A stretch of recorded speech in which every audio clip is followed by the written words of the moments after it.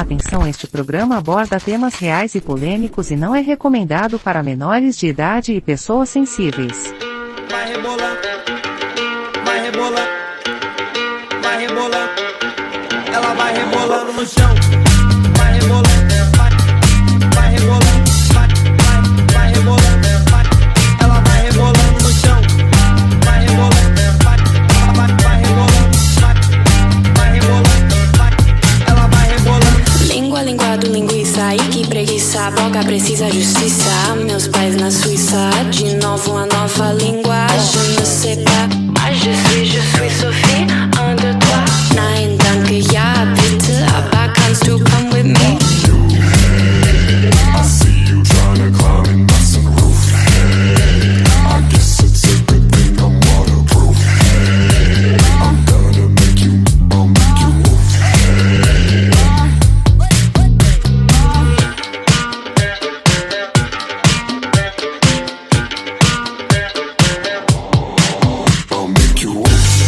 Vai rebolar, vai rebolar, vai rebolar. Ela vai rebolando no chão. Vai rebolar, vai rebolar, vai rebolar, vai. All aboard, time for the bad bitch checking on the throat guard. That's how many are letting. So take the aux while tuck do the driving. I'll be in the back while I do the riding. Move fashion, come Bruce, yeah. I spent the summer locked down, so I'm juicy, yeah. Now I go head to toe, and I know you know that I like to be on top and in control. I see you trying to climb in my sunroof. I guess it's a good thing I'm waterproof. I'm gonna make you move. I'll make you move. Vai rebolar, vai rebolar, vai rebolar. Ela vai rebolando no chão. Vai rebolar, vai rebolar, vai rebolar. Ela vai rebolando no chão.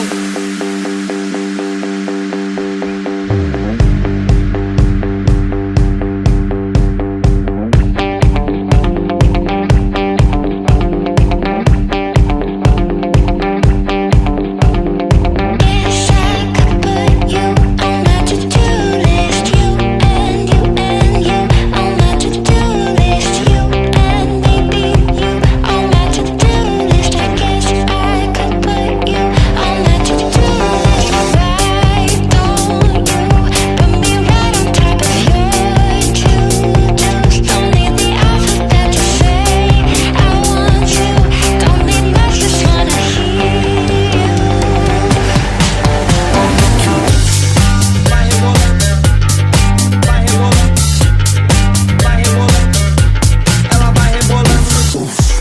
Vai rebolar, vai rebolar, vai rebolar. Ela vai rebolando no chão.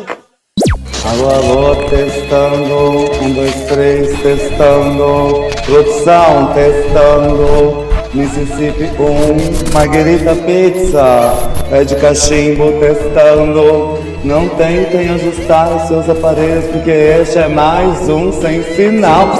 Ui, ui, ui, alô, alô, Pemba, consegue me ouvir? Alô, alô, você sabe quem sou eu? Alô, alô, Ai, meu graças a Deus, que saudade do Sem Sinal. Tava louca pra falar de outras coisas que não é drag queen. Porque a gente tava correndo atrás de toda uma agenda, né? Um calendário. E tava já ficando maçante também. Câmbio total. Primeiro a gente não quer falar de outras coisas, a gente só quer falar de drag queen. Depois a gente fala tanto de drag queen que a gente começa a ficar um pouco embriagada, limitada, imbecilizada. Então a gente tem que variar um pouco, né? Com certeza, as coisas sagradas são assim. E não se esqueçam de se inscrever e avaliar para manter esse ritmo quente nesse domingo de chuva. Você acha que o sábado de sol é o oposto do domingo de chuva? Deveria ser, né? Parece óbvio. Mas assim também, né? É um adendo aí. É um domingo de chuva pra gente que tá numa uma região privilegiada, né? Climaticamente, pelo menos por enquanto. Mas uma grande parte do Brasil nesse momento ainda arde em chamas, infelizmente. É verdade, muitas queimadas vêm acontecendo desde o final de agosto, início de setembro. Algumas pessoas falam, será que a culpa é da Marinha? Outras pessoas falam, será que a culpa é do MST? Mas será que faz sentido fazer essas perguntas? Será, né? Ai, não é maravilhoso? Aproveitando o tema, né? Que é navegando por um mar de imbecilidades, é o que tem acontecido com a gente, né? Os nossos tempos têm sido tempos tão difíceis, tão sombrios, né? A desinformação por todos os lados.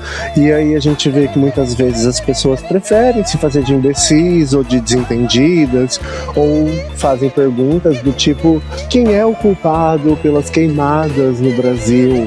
O MST ou os povos originários? Eu acho que a galera do avesso falhou em encontrar motivos para criticar o excelentíssimo presidente Luiz Inácio Lula da Silva. E aí ficam criando novas atmosferas para falar, tá ruim, faz o L, kkk. Eu acho muito louco, porque assim, antes de começar essa onda de incêndios, eu tava até conversando com alguém, eu falei pra pessoa uma coisa do tipo, que o ser humano seria capaz de colocar fogo na própria casa pra provar um argumento. Tipo assim, se ele quiser dizer, olha, aqui esse bairro não é seguro, as casas aqui pegam fogo muito facilmente, não venha morar neste bairro. E se ele quiser provar esse argumento, ele incendeia a própria casa. E coisas desse tipo têm acontecido a nível global, né? O ser humano tá aí incendiando o planeta, né? Se você levar isso pro Max, né? E logo no dia seguinte tava aí metade do Brasil pegando fogo, 70% das queimadas da América Latina estão no Brasil, então é uma situação muito assustadora, né? Muitas pessoas já morreram por problemas respiratórios, e enquanto isso as pessoas estão aí tentando descobrir a quem culpar, né? Será que é a natureza? Ou desmentindo vídeos do tipo... pessoas famosas dizendo que a natureza pega fogo sozinha, que isso é normal, que esse alarde todo é desnecessário. Então, além de tudo, a gente ainda tem que lidar com esse negacionismo, né? Com essa imbecilidade toda. Ai, menina, até os incêndios no Paraguai foram provocados por brasileiros que moram do lado de lá da fronteira. Eu não sei mais o que eles estão querendo dizer com isso. Me lembra os russos, né? Deu certo pra eles que tacaram fogo nas próprias casas. Quando não tiver mais floresta e matas para eles incendiarem, provavelmente eles vão partir para as casas. E foi assim que Napoleão perdeu a guerra, mas eles tinham um inverno. E o Brasil é praticamente um deserto, né? Tá quente na maior parte do país, Deus me livre. Olha, eu não sou especialista, mas hoje eu vi uma fala da ministra do Meio Ambiente, né, falando que pode chamar isso de terrorismo ambiental, que as pessoas estão incendiando de propósito para criar um caos, uma situação desagradável para o governo. Então, assim, se isso saiu da boca da própria ministra, não é só um devaneio meu, uma teoria da conspiração, embora já sentisse isso desde o princípio, que as pessoas seriam capazes, sim, de colocar fogo no Brasil para provar que o governo Lula tá dando errado. Porque é uma necessidade tão grande de mostrar que a esquerda é um fracasso e que o comunismo vai destruir a vida de todo mundo e de repente a vida das pessoas não tá tão ruim assim. Qual é a melhor maneira, né? Agora, no momento de seca, vamos incendiar o país, criar um caos. Eu vi isso que a Marina falou, ela tá certíssima. E as pessoas, elas ainda são assombradas pelo fantasma do comunismo. O comunismo este que nunca conseguiu chegar tão perto assim, né, do Brasil. O Brasil nunca conseguiu se aproximar tanto assim do comunismo. E qualquer tentativa, por mínima que fosse, já gerou grandes tragédias. Então eu não sei por que continuam falando sobre isso. Não, e as coisas, elas são verdade conforme a sua corrente política, né? A sua corrente de pensamento. Então também não dá pra ficar moldando a verdade conforme o que você pensa, né? Até que um dia pegue fogo ao redor da sua casa. A gente vê no interior de São Paulo, por exemplo, né? Que é uma região. Toda vez que eu vou falar região, hoje eu tô falando religião. É a troca de palavras do dia. Depois de guincho e gancho, vem o novo religião e região. Enfim, o interior paulista é uma região muito bolsonarista, né? Então, quando os incêndios se alastraram lá por Ribeirão Preto, a gente sabe que muitas pessoas moram em condomínios ao redor de Canavial. Então, assim, se você odeia pobre, não fique pensando que um incêndio desse vai prejudicar só pessoas pobres ou pessoas que você não gosta. Muitas vezes você acaba sendo a maior vítima dessa situação que você mesmo causou, né? Então é uma coisa muito doida isso, né? A lei do karma, né? Pelo menos ação e reação ainda estão funcionando no universo. É verdade, menina. Eu vi até uma casa de fazenda toda destruída pelo incêndio. Móveis, banheiro, teto, varanda, tudo destruído porque foi tomado também. Então acaba sendo um tiro no pé, né? Se eles tentam fazer isso contra os mais desfavorecidos, é bom que saibam que isso atinge também pessoas que eles consideram favorecidas. De uma certa forma, esse tipo de coisa acaba sendo um equalizador entre as pessoas, né? Porque afeta a brancos e pretos, pobres e ricos, héteros e gays, da mesma maneira, né? Então, eu não sei o que mais que a gente precisa, além de situações que afetem a todos por igual, para poder chamar a atenção de todo mundo, né? Então, eu não sei, a gente já chegamos no céu, né? O céu é para todos, não é assim que as pessoas falam? E está horrível, coberto em várias cidades do Brasil. As pessoas não veem a cor azul do céu há mais de uma semana, até 10 dias, ouço dizer. Mona, e aí você vai lá e vota em negacionista climático, sabe? Então, assim, é muito louco, porque você também não acredita que estão incendiando, você acredita que é o clima, que é natural e que não é nada orquestrado contra o governo. Mas, ao mesmo tempo, você vota em negacionista climático, então quer justificar que isso é natural da natureza, mas vota em pessoas que acham que tá tudo bem, que, sabe? Eu não sei, acho que o ser humano, de uma certa forma, muitas pessoas merecem o que acontece com elas, sabe? Eu sei que acaba acontecendo com todo mundo por igual, mas acaba que ninguém é vítima, né? E você acha que o negacionista climático é amigo do agro? Eles andam de mão dada? Claro, né, bicha? Pelo amor de Deus. É óbvio. Se alguém tem coragem de destruir uma área de mata pra fazer um pasto ou plantar soja e acha que isso são só negócios, não vai afetar ninguém, que ele precisa de alimentar, porque eles pensam que a nossa alimentação deriva desses campos de soja, né? A gente come basicamente soja. Na verdade, 80% disso é pra alimentar animal, né? Pra fazer ração animal. Então, não sei. Pra eles tá tudo bem, tá tudo normal, sabe? Tendo um churrasco no fim de semana e cerveja gelada na geladeira, sabe? Eu acho que ninguém se preocupa muito com isso. Acaba se preocupando até pessoas que nem vão ter filho, sabe? Nem vão deixar herdeiros no planeta, enquanto que as pessoas, os heteronormativos comuns, cheios de filhos e netos, não estão preocupados com o futuro do planeta. Eles não querem saber se vai ter planeta pros filhos e netos deles. Eles estão mais preocupados em ter a vida ordinária deles, em manter o dia a dia, sabe? Continuar trocando os móveis da casa e fazendo uma casa cada vez mais moderna e muito clean e vivendo a vidinha ordinária dele, só isso. Olhando pra si próprio, ninguém tá vendo pra fora, sabe? Na pior, tá calor, liga o ar-condicionado, tá pegando fogo, fecha janelas, coloca uma máscara, uns umidificadores e vamos sobreviver, sabe? O problema não é nosso, é dos bichos, é da natureza. Eu não estou envolvida na natureza, não faço parte da natureza. Eu domino a natureza, sabe? É assim que pensa a cabeça de uma pessoa comum. Eu acho que isso acontece porque as pessoas que não têm filho ou não querem ter filhos, elas têm outro olhar sobre o mundo, né? Elas conseguem prestar atenção no mundo externo com outros olhos. E geralmente a pessoa que tem filho, ela está se realizando através dos filhos. E tudo que acontece vem com a pergunta: o que isso acrescenta de bom para mim? Eu acho que quem tem filho também tá muito preocupado com o preço da fralda e do leite em pó, né? A gente não sabe nem quanto custa isso. Então não dá tempo de eles se preocuparem com o planeta. Você adota um cachorro, um hétero vem logo e fala, mais uma boca pra comer, né? E a gente nem pensa nisso. Eles só pensam nisso. Pra eles tudo é um prejuízo. Uma criança é um prejuízo, tudo é um prejuízo, é um custo. Pois é, né? E também sou um pouco contra a adoção de animais, porque o animal não vai durar tantos anos assim, não vai ser alguém que vai cuidar de você quando você estiver na terceira idade. Então até isso eles questionam, mas não são todos, é claro. E eu ia falar que dentre essas opções, tem muitos ruralistas. Que opções, você me pergunta? Das eleições que estão acontecendo. Muita gente do agro, muito fazendeiro, muito usineiro. É uma gente estranha.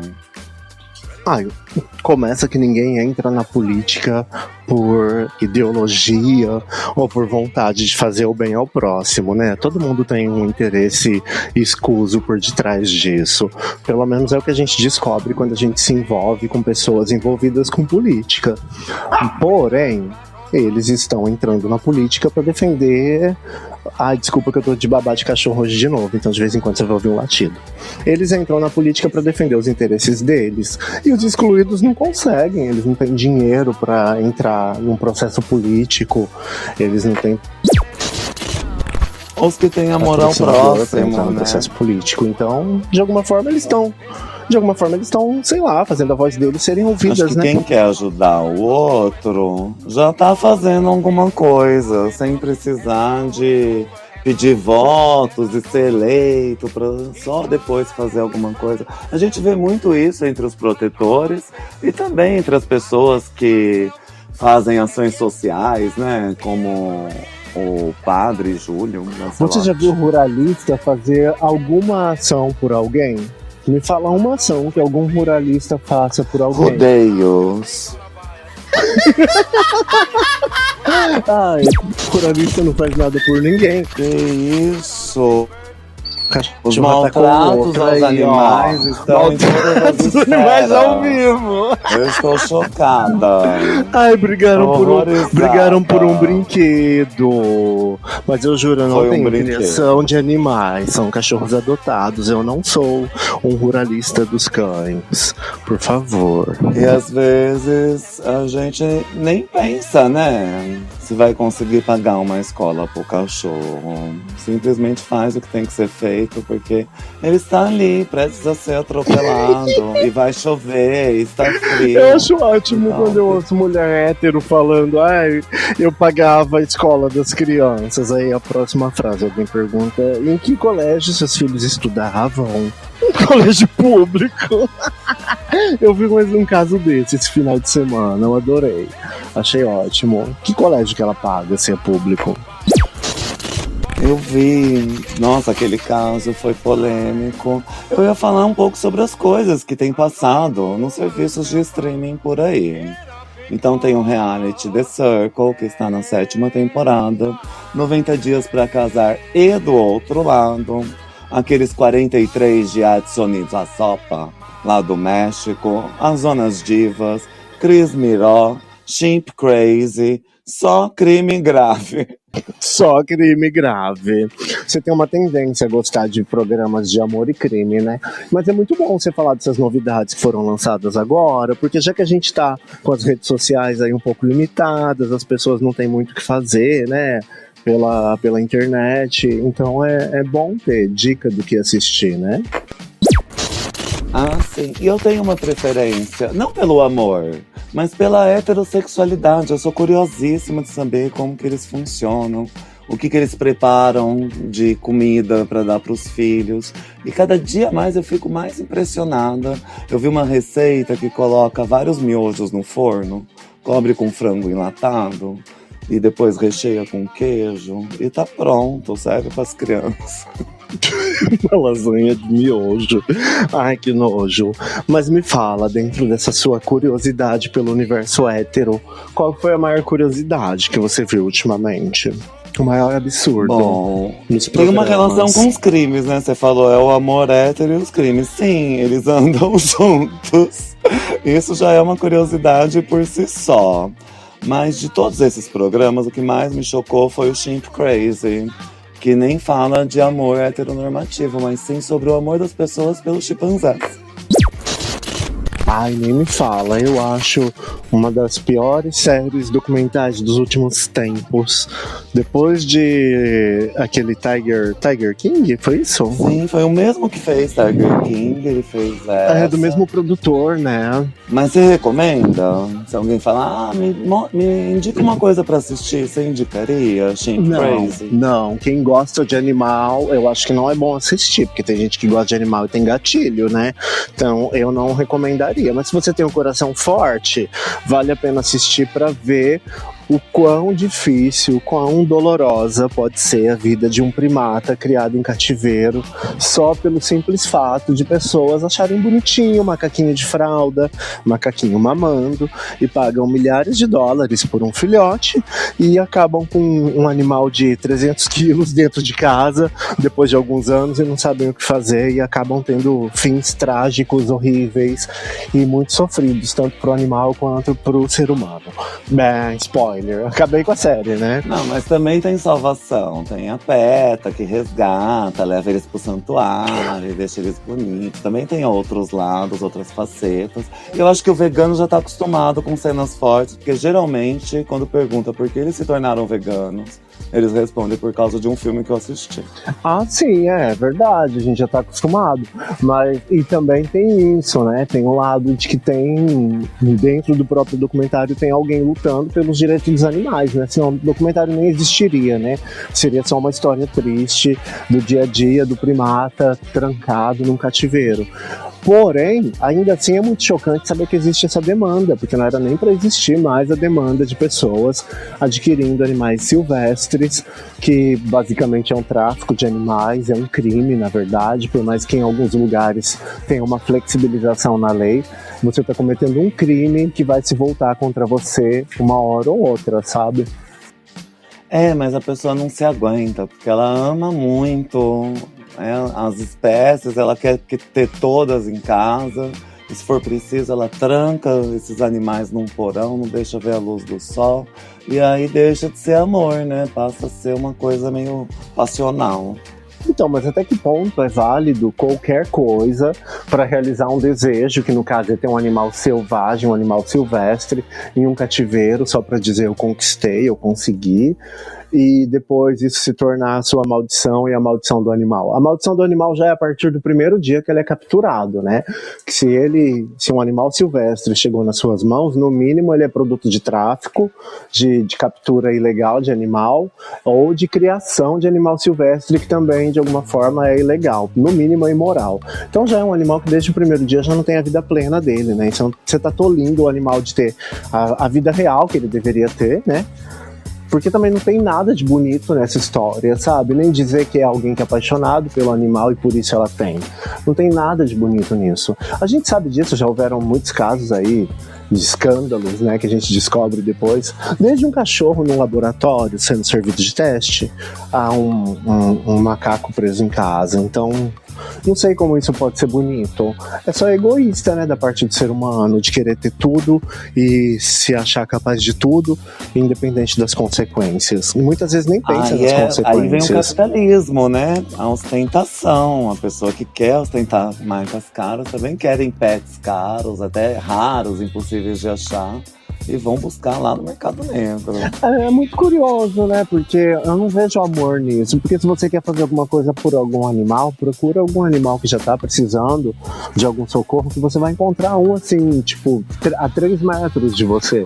Basta sair na rua, sabe? Então não precisa de tirar um chimpanzé da natureza só para satisfazer seu ego, a sua autossatisfação. Vai fazer compra, sei lá, faz outra coisa, vai se masturbar, adota um cachorro, faz outra coisa que te encha de prazer, mas não condene um animal silvestre ao cativeiro e a morte a partir do primeiro dia dentro da sua casa, sabe? Porque são histórias horríveis, mesmo as que dão certo.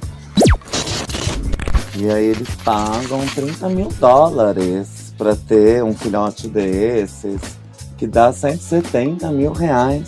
Imagina, dá pra criar uma criança até ela fazer 50 anos com esse dinheiro. Até US$ 60.000. Tem uma criadora que insiste até o fim de ficar com um dos animais. Em algum momento ela monta um zoológico de outros animais e um pouco mais possíveis, né, que não um macaco. E ali ela acaba falando numa entrevista que ela consegue vender um macaco por até US$ 60.000 e ela continua vendendo animais. Então, muitas vezes, também ficou alerta para quem visita, né, zoológico, supostos santuários de animais, com muitos animais exóticos. Você está sustentando uma rede, né? Por detrás disso, existem animais que estão reproduzindo e filhotes que estão sendo vendidos por milhares e milhares de dólares, que geram uma receita muito maior do que a entrada que você paga para visitar um santuário desse. E animais mantidos em cativeiro, né? Até quem compra cachorros de raça ao invés de adotar um animal abandonado também tá financiando esse tipo de maldade do outro lado.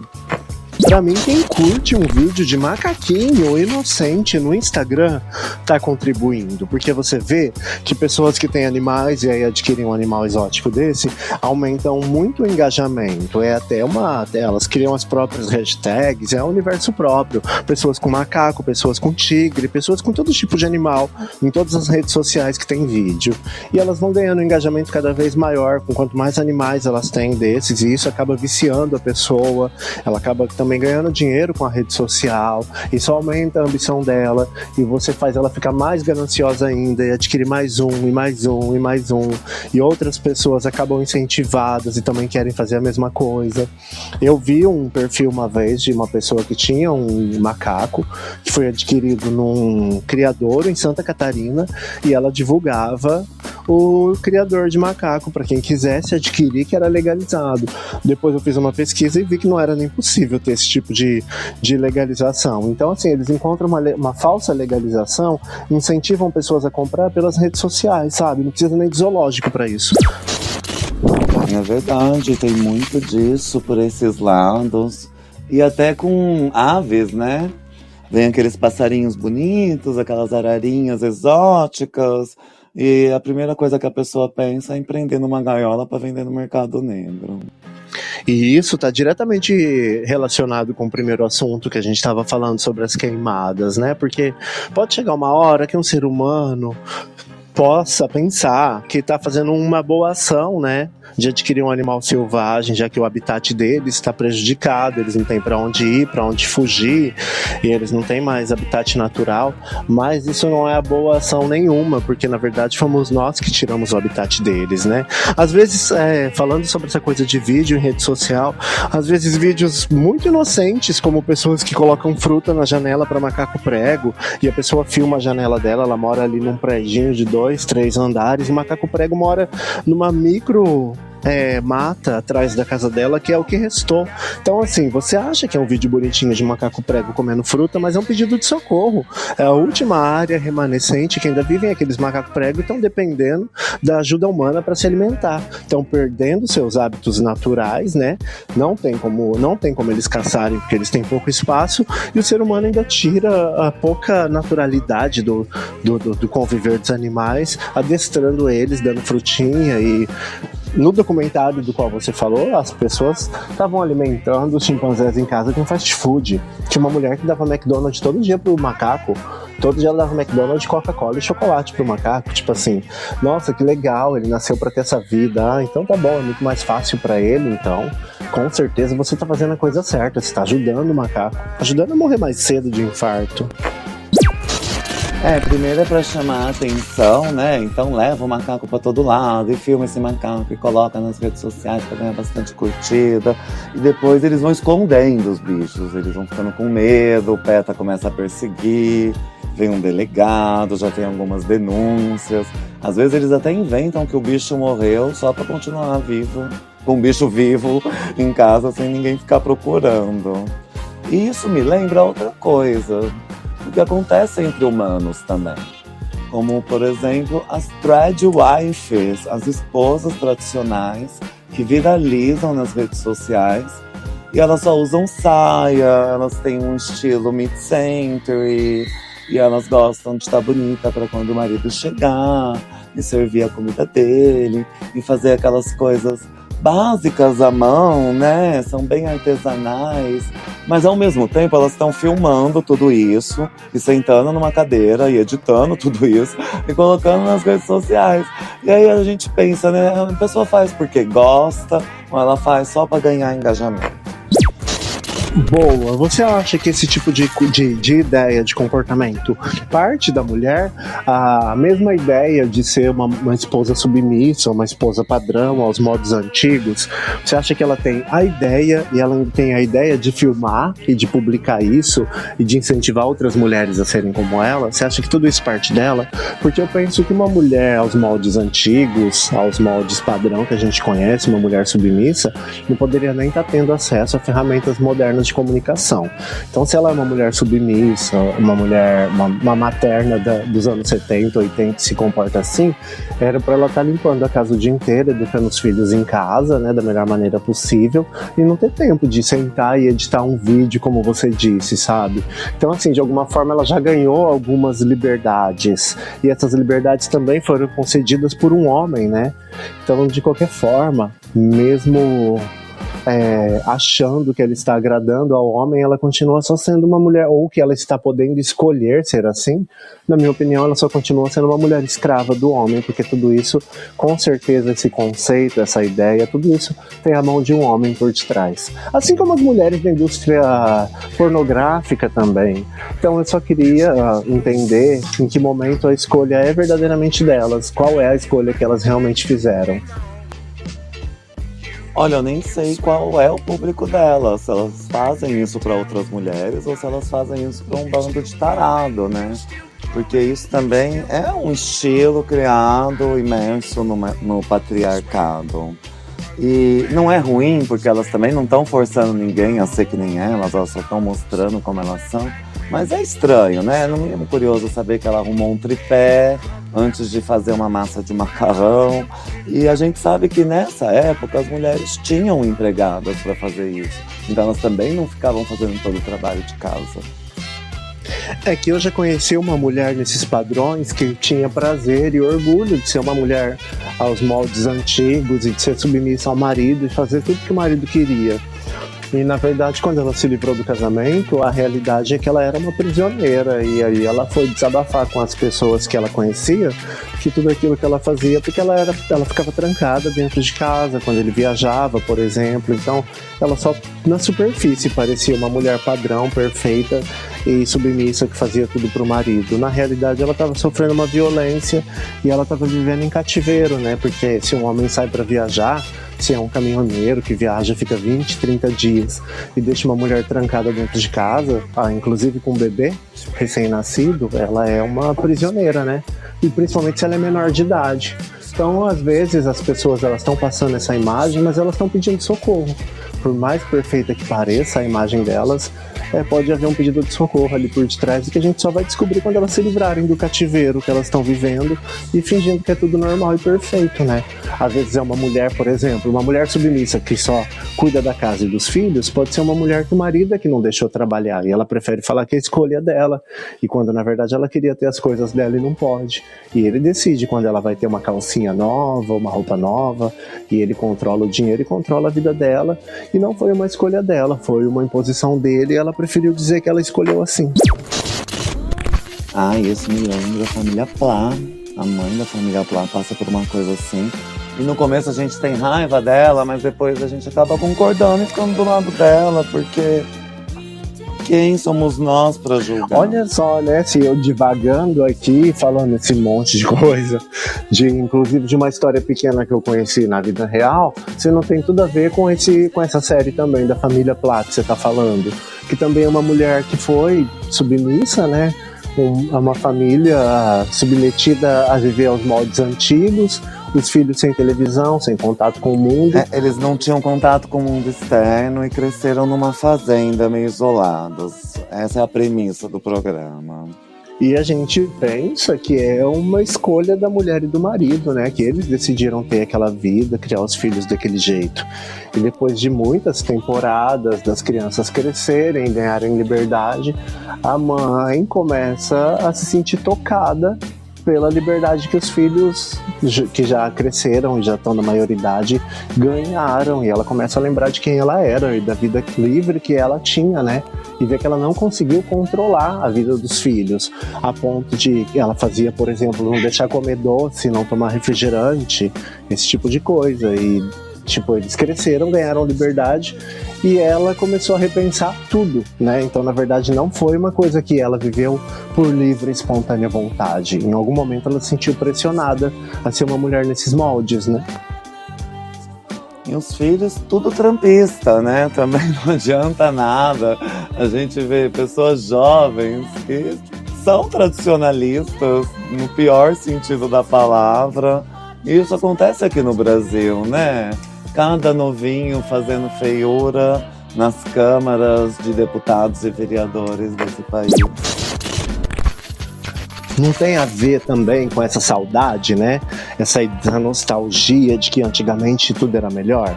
Porque é o que a gente mais ouve em comentários por aí, né? Eu vi uma vez um post, um vídeo de uma criança lavando louça e a brincadeira era: minha máquina de lavar louça só começou a funcionar com 8 anos. Depois de 8 anos, tipo, a menina de 8 anos lavando louça, que é uma piada super machista, né? E às vezes a própria mãe tá fazendo. E aí, meu sonho é ter um filho pra buscar coca. E ali nos comentários você vê as pessoas concordando e achando que é assim mesmo, e tem que aprender, e tem que trabalhar. E então, assim, acho que é um pensamento coletivo isso, né? Eu acho que tem muito disso e vem com essa frase, né, que até o lema do Trump, de Make America Great Again, de voltar como era antigamente. Antigamente era bom pra quem, né? Será que era tão bom assim? Quando a gente vai verificar os fatos históricos, a gente descobre que não. Na verdade, assim, eu acho que a mídia era muito menor, os direitos eram muito menores, os casos que também aconteciam, eu tenho certeza que antigamente aconteciam tantos horrores quanto hoje, mas não tinha tanta mídia, sabe? E alguns horrores antigamente eram normalizados e hoje se tornaram crimes, né? Então, assim, tudo evolui, né? Muitas pessoas acham, né, que elas são obrigadas a viver uma ditadura gaysista, mas na verdade o mundo só evoluiu e as pessoas descobriram que todas merecem e devem ter direitos na sociedade. E às vezes eu vejo que pessoas que resistem a esse tipo de evolução, na época da escravidão, com certeza seriam contra o fim da escravidão, né? Aliás, já existiram, né, pessoas contra o fim da escravidão. E provavelmente em algum momento da sociedade a maioria devia ser. Então, uma pessoa que hoje é contra a liberdade da mulher, contra o direito dos gays, contra o direito dos negros, ou fala contra a cota, contra o reconhecimento dos povos originários e do território deles, é só uma pessoa que está tentando manter o status quo, né, como ela gostaria. É verdade, os confederados foram assim, vira e mexe, eles colocam essas bandeiras, né, junto com as daquele candidato e saem ostentando por aí.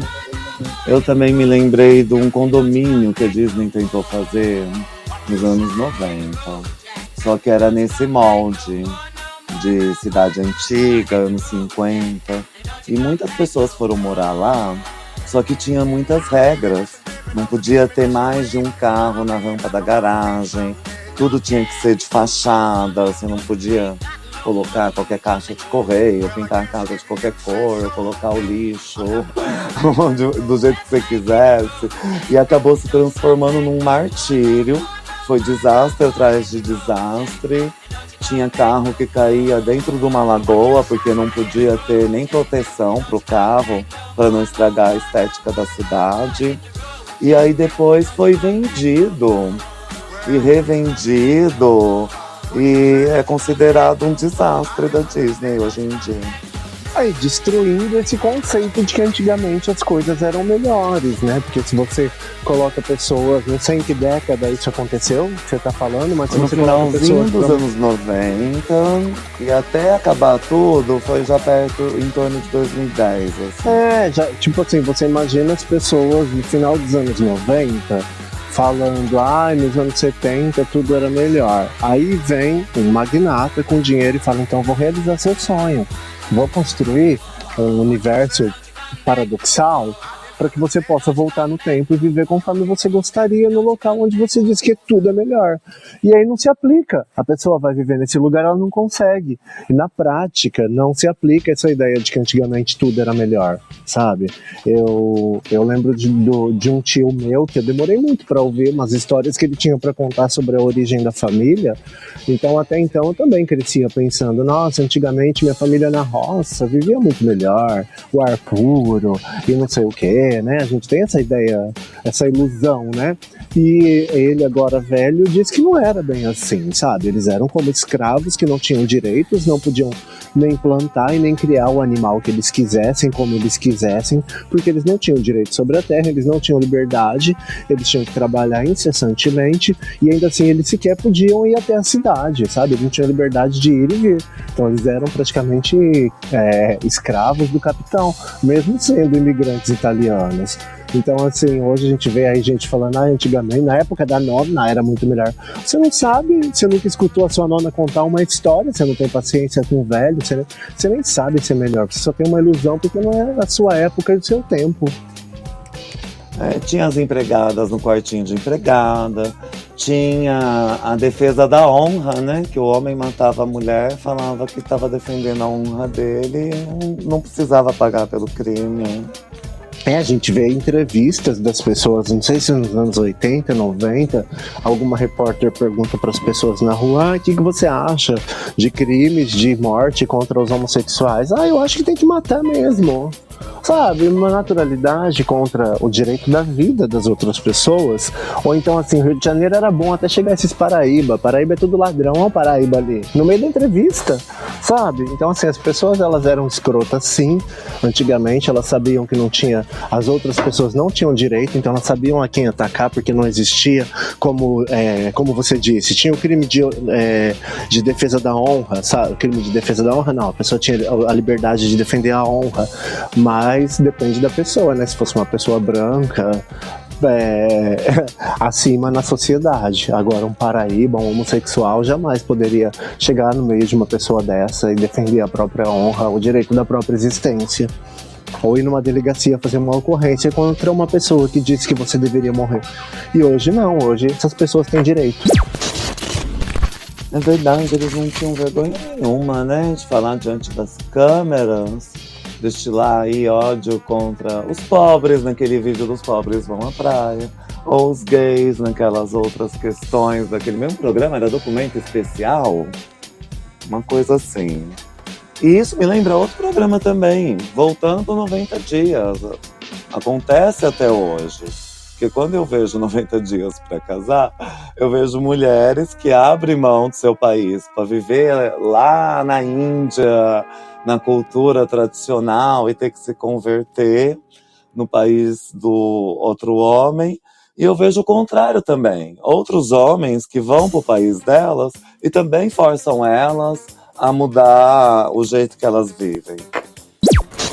É muito importante também a gente deixar claro que a gente não está aqui criminalizando a postura de mulher nenhuma, porque a gente não tem local de fala para falar sobre a realidade, a existência das mulheres. A gente não está num corpo de uma mulher, não sabe o que a mulher passa na sociedade, então a gente não está aqui criticando nem generalizando nada, a gente está só expondo algumas situações, como no caso da mulher que prefere ser submissa ou dona de casa. Parabéns para quem consegue sustentar isso e acha isso ideal e prefere também. Não estamos nem julgando e nem maldizendo nenhuma escolha. Tudo que você faz com consentimento é válido. Agora, o que eu questiono aqui é se esse consentimento é verdadeiro. São fatos, estão acontecendo diante das câmeras, gente. Sim. A menina sonhou com um cara e vai se casar com ele, vai atravessar o mundo pra isso. E tá um bafafá. É bom explicar porque as pessoas gostam muito de problematizar as falas das outras hoje em dia. Elas podem te imputar um crime, né? Dizer que você tá sendo machista, né? Ou até a gente que é gay às vezes é chamado de homofóbica. Agora, sobre 90 dias pra casar, que eu acho uma experiência incrível também, eu também percebo isso, sabe? Às vezes a carência, né? No caso dessa menina que você tá falando, a carência dela é tão grande que ela chega a ter sonhos com a nova realidade dela, com esse novo noivo, e ele tá lá na Índia, do outro lado do mundo, e ela foi pra lá viver aquela história porque ela sonhou com aquilo tudo. E aí, assim, corresponde a crer? Quando ela chega lá, corresponde ao sonho dela? Gente, ela vê defeito em tudo, ela odeia tudo. O homem construiu meio que uma casa ali na propriedade da própria família e ela não gostou de nada. E aí eles ainda não se casaram, mas ela já tem problema com a família toda dele. E em muitos casos tem que se converter, né? Tem um homem que tá indo pra Indonésia e vai se converter ao islamismo também. Eu imagino que a carência da pessoa, né, seja homem ou mulher, ou trans, né, porque também tem uma transexual, também às vezes tem casal gay. Então a gente vê que a carência ela é um problema crônico de toda a sociedade, independente da sexualidade. Mas as pessoas abrem mão de coisas que elas nem sabem que vai fazer falta. O caso da pessoa que vai se converter ao islamismo, ela ainda nem tem consciência de tudo que ela vai ter que abrir mão para poder casar com essa mulher. E aí quando ela pensa principalmente na questão de que ela não vai poder mais beber, e ela se toca da realidade, né? Então você vê que alguém está falando que vai fazer aquilo, mas é para garantir um casamento, e que às vezes ela não está nem preparada para corresponder àquilo, porque tipo, é uma pessoa, o menino é filho de um ateu que acredita em ET. E ele vai ter que se transformar num muçulmano da noite pro dia para manter um casamento. É claro que isso não vai dar certo, entendeu? E ele acha que o maior problema é não beber durante o Ramadã. Como se a primeira Parabéns, limitação, vai em frente. como se a primeira limitação do muçulmano fosse essa, né? É o único problema. Ele não vai ter que fazer a oração em determinados horários todo dia, o tempo todo, ele não, né? Ele vai ter que seguir todo um código de conduta e ética e regras, né? No próprio casamento. Nem aquela mulher, nem a mulher que está vindo da Indonésia é muçulmana, que para mim já é uma contradição em si, né? E a mulher tá vindo da Indonésia muçulmana, nem ela tá seguindo todos os preceitos que ela deveria, sabe? Se ela for fazer uma viagem para o Afeganistão, com o jeito que ela tá se vestindo ali, se comportando, com certeza não vão dizer, ela é mesmo uma irmã muçulmana, não vamos matá-la. Não, ela ia ser apedrejada lá. Então, assim, também tem níveis no Islã, ou no país onde ele é praticado. Dependendo do país, a pessoa só saiu viva porque as câmeras estavam filmando. Não, e dependendo do país, né, do local, do tipo de Islã, a família não ia nem aceitar que ela fosse para outro país encontrar um macho, né, Mona? Francamente. Pois é, mas sempre trata de um vazio que precisa ser preenchido, e é por isso que eu amo 90 Dias pra Casar. E todos os spin-offs, né? Tem spin-off do Caribe, tem spin-off de depois que eles se divorciam e voltam pra vida de solteiro, tem um spin-off que mostra o futuro deles, é maravilhoso. Um Tem grande antes do acervo casamento. de conhecimento pra gente explorar. Tem antes do casamento, durante o casamento, depois do casamento. Tem do outro lado, que são os americanos que vão pro país do pretendente, né? Tem o 90 Dias que já são os americanos antes do casamento, que são os americanos, os pretendentes indo morar nos Estados Unidos. Então, assim, tem toda uma Tem troca de só cultura. Caribe, no meio do Caribe eles enfiam Belo Horizonte, é maravilhoso. Mas assim, resumindo, né, com tudo que a gente já viu de 90 dias, é sempre alguém querendo um visto, fingindo que ama, é sempre alguém carente, disposta a tudo em nome do amor. E essas pessoas, normalmente elas estão tão desacreditadas de si, ou tão desesperançosas nesse tal desse amor, que elas estão procurando o amor do outro lado do mundo, porque o homem da cidade dela não presta, o homem do país dela não presta, depois é o homem do continente, depois é o homem da etnia, depois é o homem do hemisfério, chega uma hora que é o homem do planeta, sabe? Porque elas vão tentando variações até encontrar um homem que seja de acordo com o que ela possa dizer que é um bom homem. Então chega uma americana lá procurando um homem na Turquia, Turquia. E ela descobre que aquele homem também não é bom o suficiente, nenhum homem do mundo é bom o suficiente para essa mulher. Essas pessoas, seja homem, mulher, trans, hétero ou gay, né? Porque nunca tá bom, meu Deus do céu. Aquele casal do México, por exemplo, quer sempre mais e mais e mais. E o outro tá velho, cansado, esgotado. Fala, gente, para. Como que você explicaria isso, Mona? Porque a gente vê que é um caso de sucesso, né? É um casal que deu certo, casou, estão juntos há algum tempo, e ainda assim a gay não tá satisfeita, né? E aí a gente pensa, o que ela tava procurando que ela ainda não achou, né? Porque cada dia é um novo desejo, né? Um dia, primeiro você quer trazer um homem de 60 anos lá dos Estados Unidos, quer casar com ele, fazer ele mudar a vida toda pra viver no México com você. Depois não basta, tem que morar em outra cidade.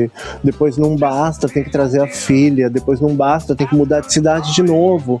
Depois não basta, tem que ter um filho. Não basta ser adotado, tem que ser um recém-nascido.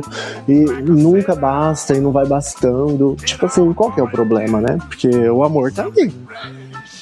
São romances modernos, né? Porque ela já tem uma criança, mas ela quer um filho e ela quer do modo mais tradicional possível. E ela é viúva de uma mulher, e aí ela chamou esse homem dos Estados Unidos. E esse cara quer morar na cidade grande, né? Cidade do México. E ele quer ficar mais perto da mãe, mas ao mesmo tempo ele quer o filho também.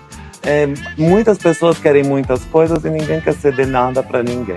É um mar de imbecilidades, né? Porque você imagina uma pessoa ser tão egoísta assim a ponto de não perceber que o amor da sua vida abandonou uma vida de alto padrão nos Estados Unidos, onde ele já tem netos, inclusive. Ele já teve 3 filhos naturais nos anos 80, quando era proibido, inclusive, fazer isso, barriga de aluguel, quando, inclusive, os homossexuais eram criminalizados. Então ele já resolveu essa questão lá no meio da guerra contra os homossexuais, nos Estados Unidos, no furacão do babado, nos anos 80. Ele já teve esses filhos já estão dando neto. Ele abandonou a convivência com os netos e com os filhos para viver com você, criar sua filha com você. Não satisfeita, você quer que ele tenha um bebê com você. Ele tem 60 anos, ele morre de medo de morrer e deixar mais uma criança aí. Já não bastam os netos que ele abandonou nos Estados Unidos para viver na porra do México. E aí... O outro não entende isso. O outro nunca vai entender isso. Acho que falta empatia, sabe? Pensar o que é essa pessoa abriu mão pra viver comigo, entende? Porque a pessoa, e no caso, eu não vou defender porque é um estadunidense, mas ela já passou por esse processo nos anos 80, já é uma bicha velha, ela já conhece tudo isso, ela teve que ajudar o namoradinho mexicano a enfrentar a família, o preconceito, a homofobia. Tipo assim, são muitas batalhas. Eu com 60 anos, eu só queria estar podando minhas roseiras sentada num banquinho, entende? Eu já falo roseira porque é alto, pra não ter nem que abaixar. E a bicha tá lá, mudando de casa, fazendo diabo pra agradar a mexicana, que nunca vai ficar feliz. Ai, é muita coisa, sabe? Pra nada, né? Só pra ter uma companhia. Muito drama, né? E falando de romances modernos, eu me lembrei dos contos de fadas modernos. E elas não podiam se conhecer entre si, porque elas eram somente passivas, apesar que todas tinham um pinto, e esse é o plot. Isso é que é viver em total negação da realidade, né? Acho que é pior do que se apaixonar por alguém do outro lado do mundo. É se juntar com um monte de passiva na fachada de um prédio, esperando alguém te mandar subir, sabendo que uma subiu, ficar lá embaixo esperando. É o cúmulo da carência, sabe? Porque é só uma foda. E como você disse, aí junta um monte de viado esperando a sua vez, a misericórdia. E elas nem lembram, todas elas têm um pinto. Tipo assim, é muito... Tá pensando com o cu, sabe? Gente. Mas faz parte do universo gay. Então volta pra boate, volta pra balada, make America great again. Porque antigamente, pelo menos, vocês já sabiam quais eram as passivas, quais eram as ativas, quais eram as versáteis, quem saiu com quem, antes de sair com quem mais. E hoje em dia no aplicativo é tudo muito no ponto cego, muito assustador. Tem acontecido muitos crimes, né? Acontecem muitas imprevisibilidades, porque são amores imprevisíveis, né? Você pode chegar lá e encontrar qualquer tipo de pessoa, qualquer situação. É como Então, diz acho que as pessoas- é como diz a Pablo Vittar, são amores que matam. Mas você vê que tanto no caso de um programa como 90 Dias, que as pessoas estão carentes procurando um amor pra casar, nos aplicativos também acontece a mesma coisa. Elas só não estão sendo filmadas, né? Mas é um desespero por encontrar uma validação em outra pessoa, mesmo que seja só por sexo. Que se a pessoa tivesse um pouco mais de calma, um pouco mais de paciência, ela conseguiria realizar do mesmo jeito, sem se colocar em risco, sem correr o risco de pegar uma doença, por exemplo, porque tem umas pessoas malucas, pode não parecer, mas tem umas pessoas malucas que fazem de tudo por aí. E aí você pode também se contaminar, carregar uma coisa pro resto da sua vida. Não vai te matar, o mundo mudou, você pode se tornar até intransmissível, indetectável, mas ainda assim você vai ficar com essa mácula no seu psicológico e por questões assim que você se colocou em risco muito rápido, sem antes sequer de ter tido intimidade de perguntar pra pessoa se ela é soropositiva ou não, sabe? Então, ou de dar essa abertura pra ela te contar. Então, sei lá, isso é uma das possibilidades, né? Porque existem terrores muito maiores e mortes instantâneas que te esperam nesses aplicativos. Pode ser um sufocamento, um esfaqueamento, várias coisas que podem acontecer e que a gente, não é nem questão de que eu tô inventando, nem que a gente não imagina. A gente vê, mas acha que nunca vai acontecer com a gente. Crimes de ódio, tem muita gente aí, assim como na política, tem muita gente de esquerda que pensa que é de direita, tem muita gente de direita que pensa que é de esquerda, tem muito hétero assassino no aplicativo pensando que é gay, tem muito gay pensando que é hétero, tem muito assassino pensando que só quer transar, tem muita gente aí se fazendo nas redes sociais. Cuidado. É isso aí, cuidado com o golpe, porque é só crime grave. E depois de tanto terror, queria falar de um programa que eu gostei, viu? Uma grande surpresa que apareceu aqui no HBO Max. Cris Miró, a primeira vedete de Buenos Aires, a vida dela, da metade pro final dos anos 90. Que surpresa boa, tô amando assistir. Me lembrou muito La Veneno, da Espanha. Olha que bacana, a gente não precisa de se interessar pelo universo hétero, nem pelos amores deles pra ter o que assistir, né?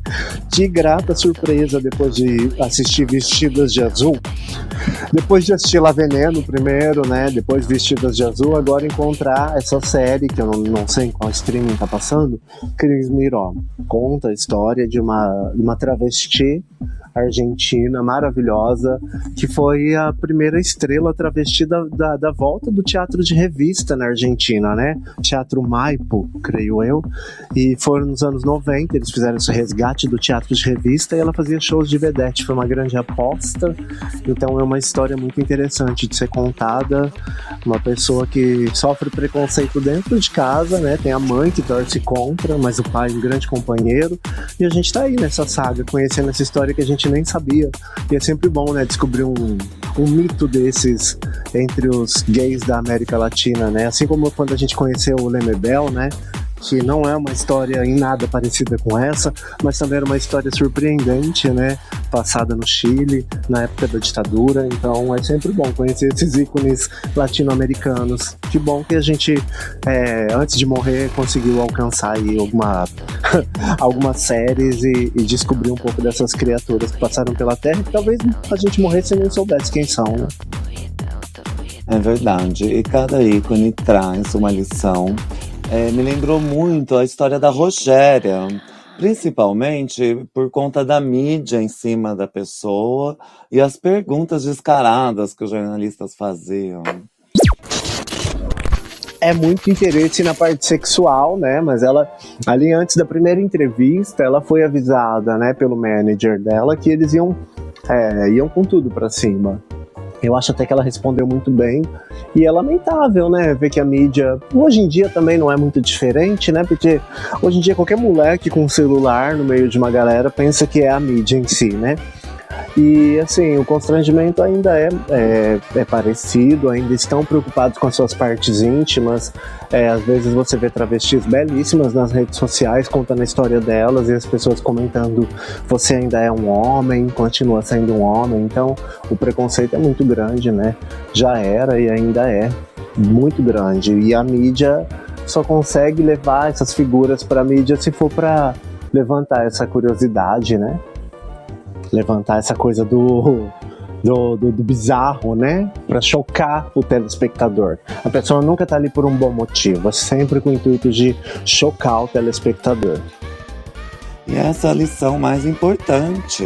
Não fique esperando ninguém te dar licença para depois você existir e tornar o ambiente mais confortável possível só para você querer passar.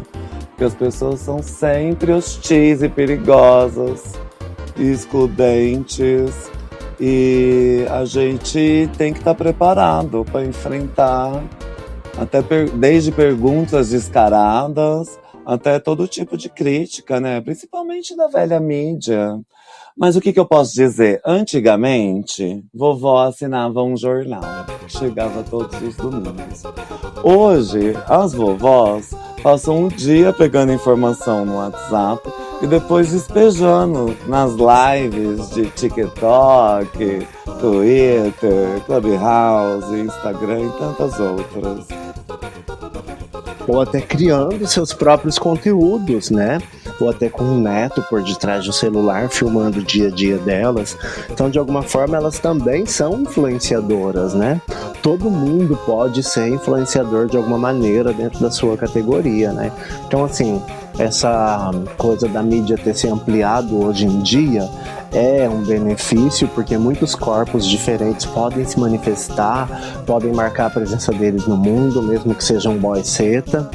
E ao mesmo tempo, a gente conhece outras realidades, a opinião e os comentários muitas vezes devem ser ignorados, a gente deve ficar só com a parte ali do que a gente entendeu mesmo da história, daquela vivência, que a gente não saberia pela mídia tradicional.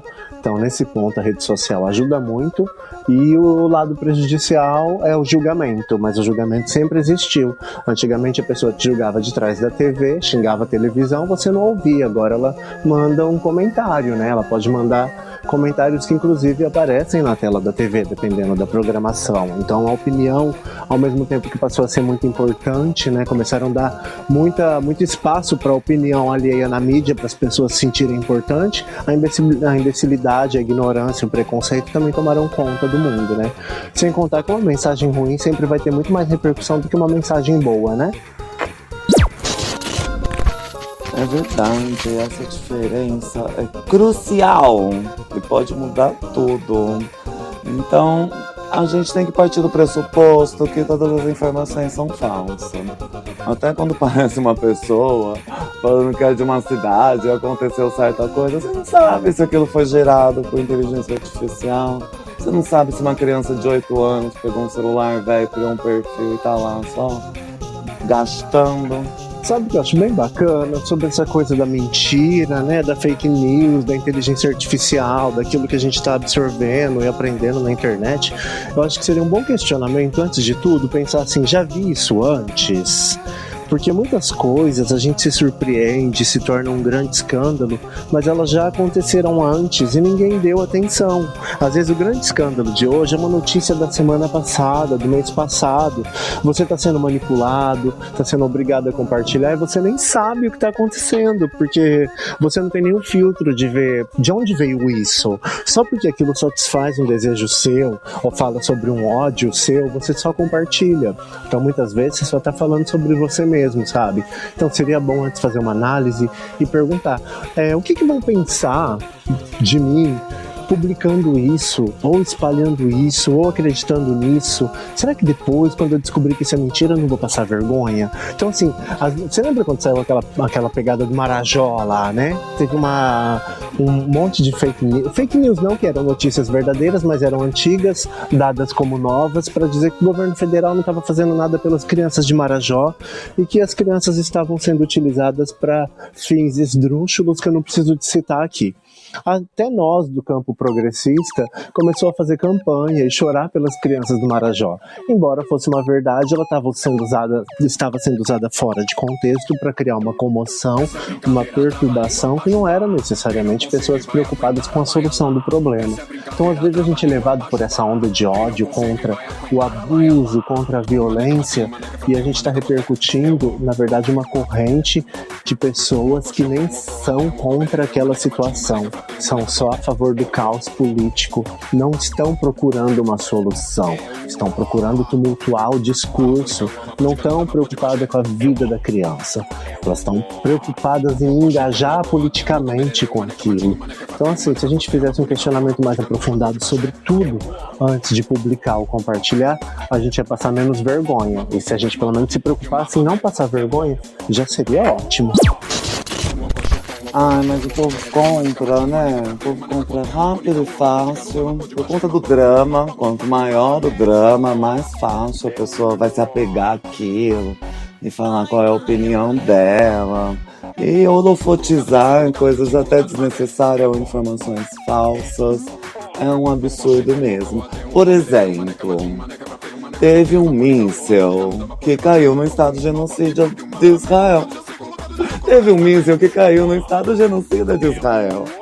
E aí as pessoas ficaram, ai, Hamas.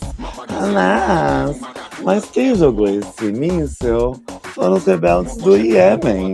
Exatamente. O mesmo Iêmen que já sequestrou um navio porque estava no Mar Vermelho. Israel não pode ter embarcação lá. Então, assim, né? Às vezes nos falta contexto ou nos falta entender a partir de que ponto a história nos está sendo contada. Então, como eles contam a história a partir de um contexto, a partir de um ponto de partida que agrada a grande mídia ou o grande poder do mundo, que tem a ver com o sionismo, com a extrema-direita, né? E com toda essa corrente fascista que tem dominado o mundo, quem diria que a gente já está no século XXI falando que lá em Israel estão praticando nazismo, fascismo. A gente não quer imaginar isso, porque eles são a grande vítima disso, né? Então, tudo depende do ponto de vista e do momento de onde a história é contada. Daqui 50 anos, a gente vai conseguir falar que os nazistas foram os judeus e apagar o nazismo que aconteceu contra os judeus há mais 50 anos atrás. Então, tudo depende de como as coisas são manipuladas. Aí são os negacionistas, né? Não importa se é negacionista climático ou negacionista de vacina, de terra redonda.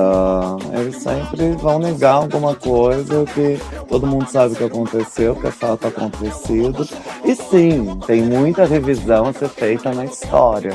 Mas isso que eles fazem é apagamento. Ah, sim.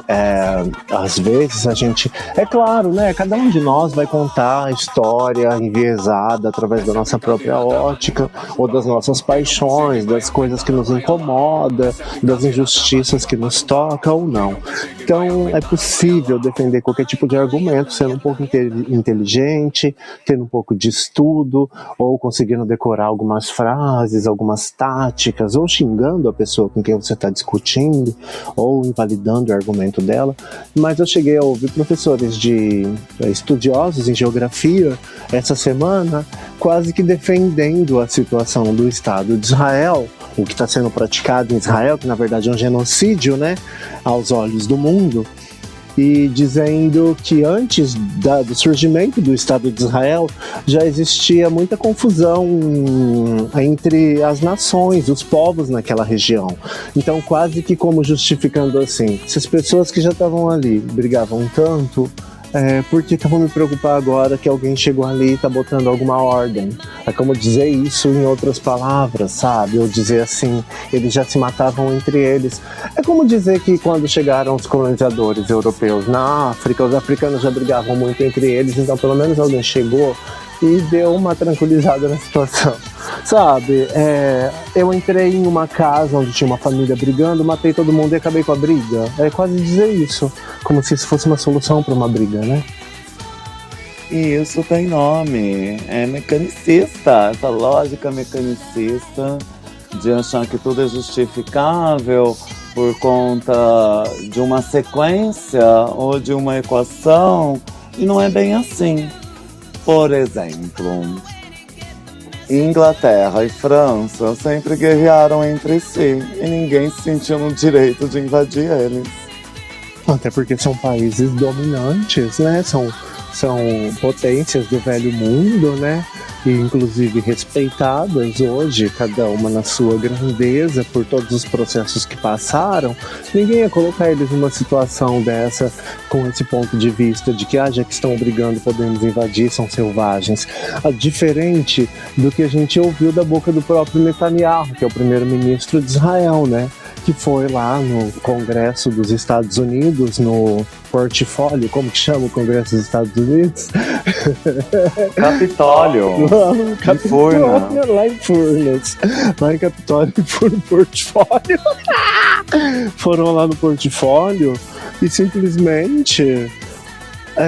ele foi lá no Capitólio e simplesmente falou: eles são o atraso, nós somos o futuro, eles são selvagens, nós somos a civilização, sabe? Como se ele tivesse toda a razão, como se existisse uma grande diferença entre um povo e outro e alguma coisa pudesse justificar um genocídio em pleno século XXI, diante das câmeras, com toda a informação que a gente tem.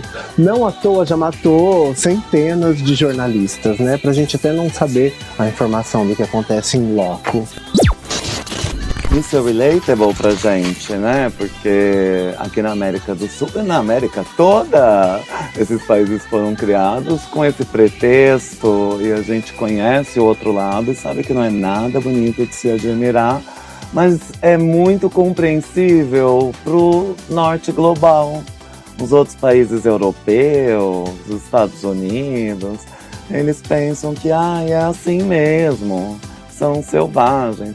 Porque quando eles eram selvagens, Cristo nem ainda tinha nascido.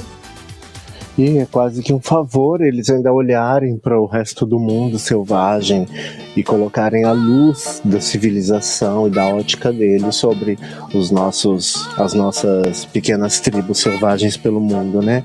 Mas assim, um dia ou outro, qualquer adolescente descobre que os Estados Unidos está envolvido em todas as guerras, em todas as ditaduras, e em todas as situações desagradáveis que aconteceram no mundo ao longo desses séculos, porque na verdade eles são os maiores fabricantes de arma e a indústria bélica deles é o que movimenta a economia deles e eles precisam que as guerras aconteçam.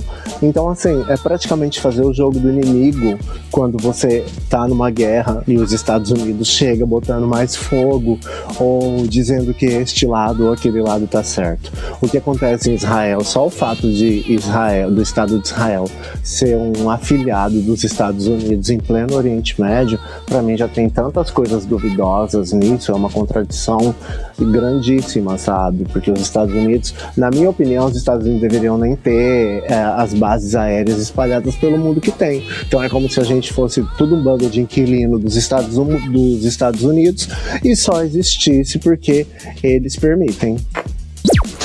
É essa atitude que eles estão tentando forçar, né? Mas não vai dar certo, não.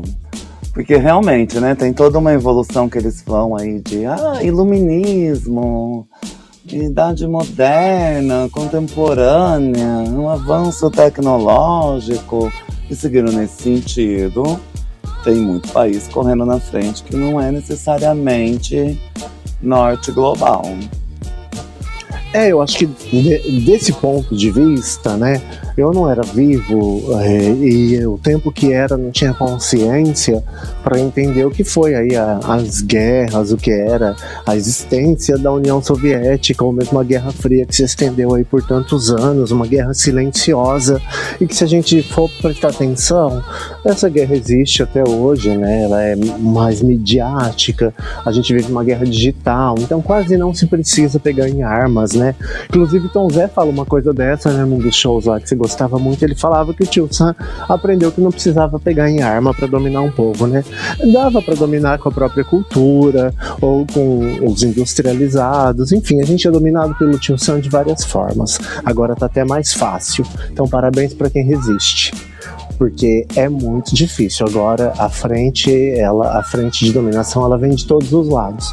Só que, porém, embora a União Soviética tivesse acabado, embora eles tenham vencido essa guerra toda e são donos do mundo, inclusive através da língua, né, do idioma, o mundo, alguns países se reergueram depois do ano 2000, criaram um bloco econômico para poder fazer frente, mas por uma questão econômica.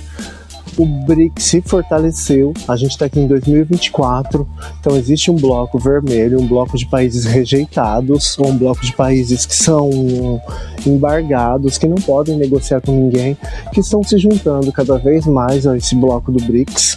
Não estou dizendo que é o ressurgimento da Guerra Fria, mas eu acho que o mundo vermelho também, sem querer, está descobrindo uma nova forma de existir sem precisar de fazer guerra, sabe? Tipo assim, a União Soviética morreu, o comunismo morreu, mas esses países que vocês estão deixando à mercê estão criando um bloco que quase beira isso. Não é isso, mas é a antítese do que vocês são e que vai sobreviver, que pode inclusive dominar a economia do mundo.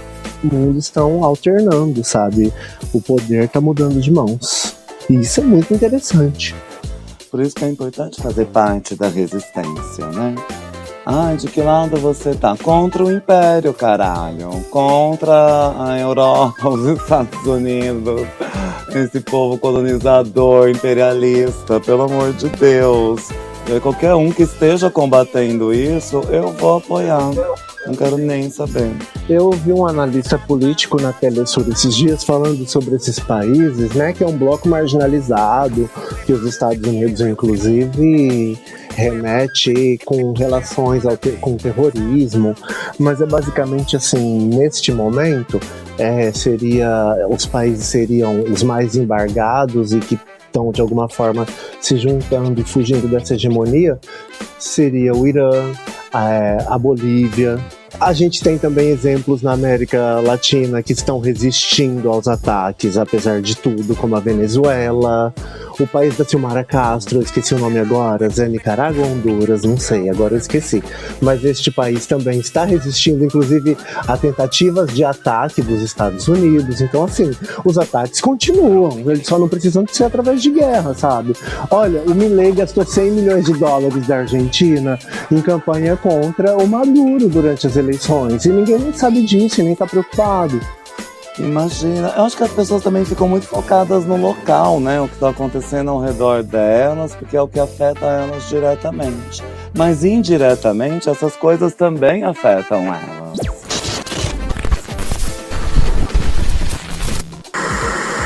Tivemos um problema técnico, um corte de energia. Na verdade, a gente foi reprimido pela direita mundial. Então, a gente vai ter que encerrar. Então, encerramos aqui mais um Sem Sinal. Sofremos um corte. Fomos atacados pela direita mundial. Milei investiu milhões de dólares para derrubar a nossa sala. Mas vocês vão ouvir essa gravação no Spotify. Até a próxima. Um beijo, bom dia, boa tarde, boa noite. De onde quer que você esteja ouvindo esta gravação. Tchau! She's walking the streets like a runway. She's looking like an angel that fell from the sky. You've never seen someone so terribly beautiful, and everyone let her pass by. She's got a body and she's not sorry, and she's got that mysterious face. Now don't get too close to her dancing, you know she's going on and on.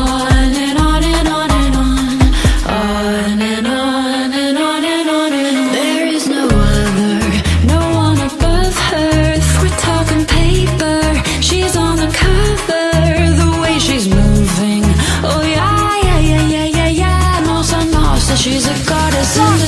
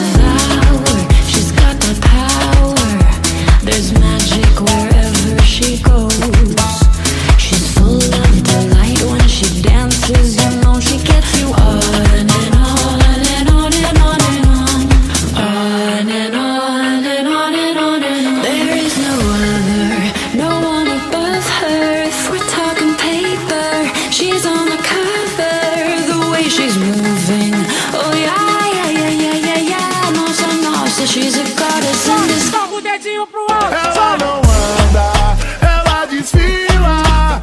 Ela é top, capa de revista.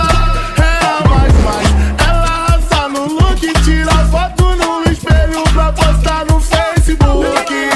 Ela não anda, ela desfila.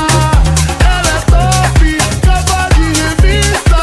É a mais, ela arrasa no look. Tira foto no espelho pra postar no Facebook.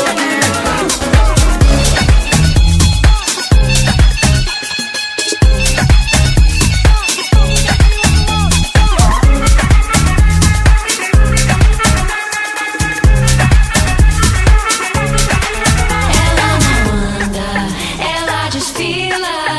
Ela top, capa de revista. É a mais, ela arrasa no look. Tira foto no espelho pra postar